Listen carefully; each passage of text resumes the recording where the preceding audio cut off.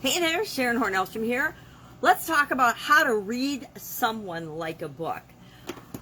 This is one of those idioms, one of those expressions that there's no actual reliable resource to prove where it came from, but it's been popular and it's been used widely since the mid-1800s. Now, to read somebody like a book means, of course, to easily understand what their true thoughts and feelings are about something or about someone by looking at the way they move, the way they talk, their body language, and that's why I selected the book Body Language for today's idiom.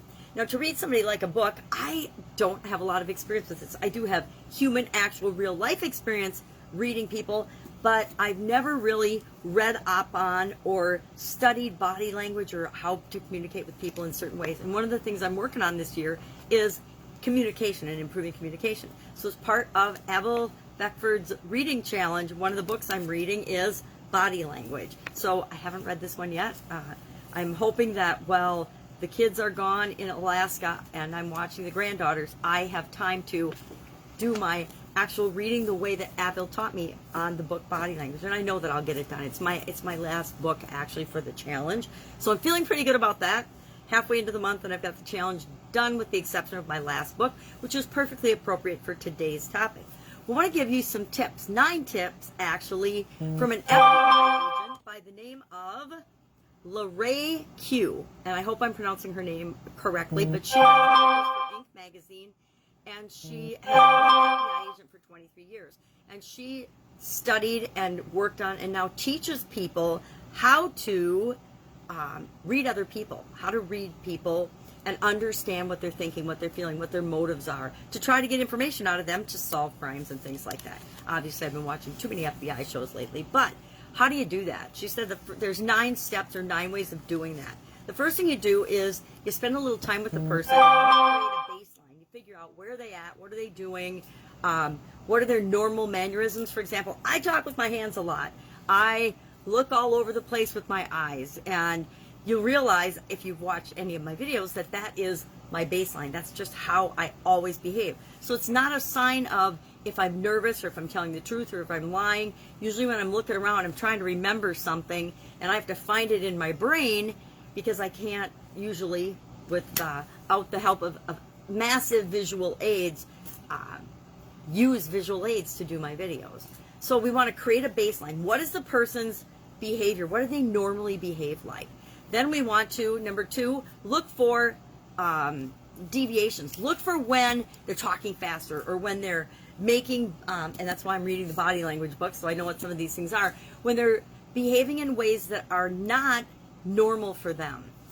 Number 3, you want to look for clusters of gestures. So sometimes somebody will have a gesture that's just normal for them, but when they combine different gestures together, like crossing your arms across your chest, crossing your legs, leaning back, that those combined separately, they don't necessarily mean anything, or they might mean one thing, just like idioms. They might mean one thing when the words are separate, but when they're put together, they mean something entirely different. Maybe that person's scared, maybe they're angry, maybe they're hiding something, but you don't know until you know what a baseline is, look for what's different in their behavior, and then look for clusters of different things. So I want to read that book and find out what are some of the clusters, like scratching your nose, scratching your head. There's running your hands through your hair. Mine's just because my bangs get in my eyes, but that means something for other people. For me, that would be a baseline gesture because my bang gets in my eyes and I can't see very well to begin with. So if I have any obstruction in my eyes,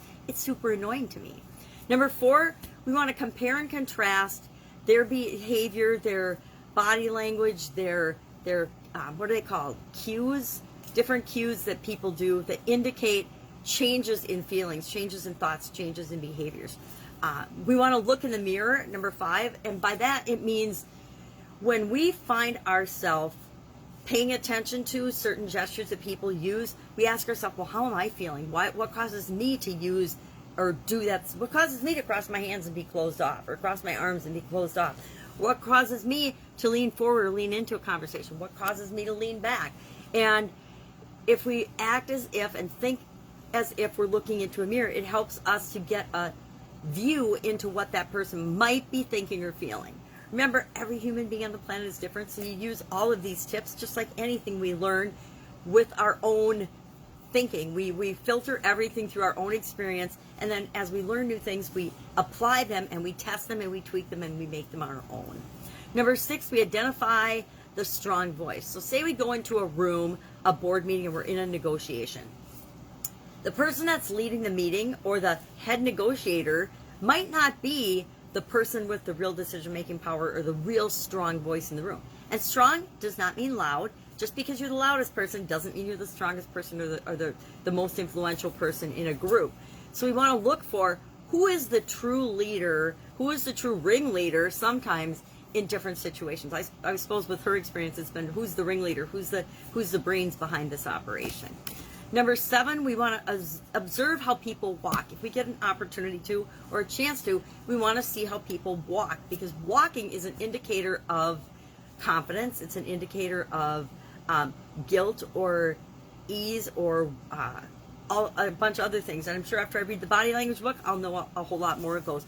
But we want to watch how people walk. If people walk, the pace they walk at tells us something about them and their energy level, things like that. Number 8, we want to pinpoint action words, words that they use that offer us some insight into the way a person thinks. We, as human beings, communicate using words. So the way we use our words, the words we select, the words we choose, the type of words we use, allow other people a view into our way of thinking. The way we read, what we write, how we write, what we say, the words we choose in any type of communication indicates it's a clear snapshot. And look, unless we consciously decide to present our written information or what we say in a certain way, it is a way of looking at and looking into other people's way of thinking, because our words come right out of our mind. It takes thoughts to create words, and the words represent thoughts that we're thinking. So I thought that was probably one of the best tips on this list for me personally, because I thought, we know that consciously, but we don't think about it very often. The words we choose, the words we use matter. And number 9, look for personality cues. Look for things in a person that can give you an indication of what's normal for them and what's not. Is the person an introvert or an extrovert? This one reminded me of the DISC analysis or the Myers-Briggs. Are they willing to take risks, or how do they handle risks or uncertainty?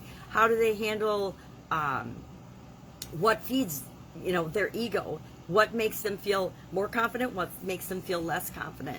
Look for different behaviors when they're stressed and when they're relaxed. Is there a difference between when the person's under pressure, when somebody's playing good cop, bad cop with them, and look at their behavior when somebody's playing good cop or bad cop with them. I've seen a lot of this play out in negotiations. I've been involved in lots of negotiations throughout my career and my life, and it's really interesting to be reading this and studying it now. I wish that I had studied more about negotiations and communication and body language when I was younger, but since I didn't, I'm doing it now. I invite you to do the same. I'd love to know your experience with reading people like a book, or reading someone like a book. Have you been read like a book? I know darn well there are people that look at me and they're like, oh man, I got her number. I can totally read her like a book. I can tell what she's thinking. So share in the comments below your experience with this particular idiom or expression, and I'll probably, as I start reading my body language book, share a little more information, because I think it's a fascinating topic. I think that we have cues and tells and signs and things that we do all the time that we don't even realize that we're doing.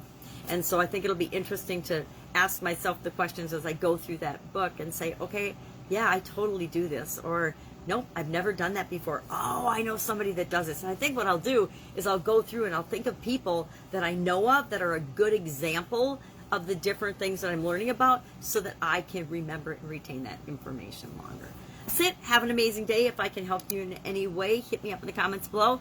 Otherwise, I will be with you tomorrow, and we're going to talk about another idiom with respect to books, because the whole rest of the month we're going to do book-related idioms, and they're really fun. There's so many of them that relate to business that I'm having a really good time with this particular topic. Have an amazing day, and I'll of course see you tomorrow.